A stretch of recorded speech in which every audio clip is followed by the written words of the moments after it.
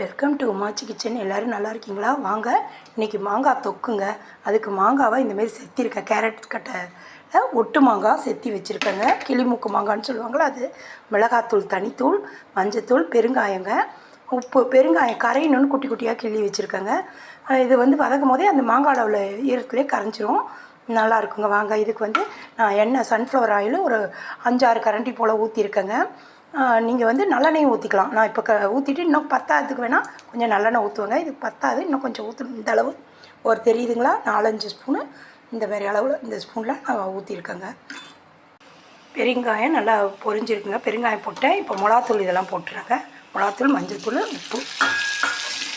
அடுத்தது மாங்காய் போட்டுருணுங்க. இதை வதக்கணுங்க. அவ்வளோதாங்க. நல்லெண்ணெய் ஊற்றி நல்லா வதக்கணுங்க. இந்தமாரி நல்லா வதக்கிங்க. தொக்கு நல்லா வதக்கிடுச்சு. டேஸ்ட்டாக இருக்குங்க. அவசியம் செஞ்சு பாருங்கள். தயிர் சாதம், பழைய சாதத்துக்கெலாம் நல்லாயிருக்கும்.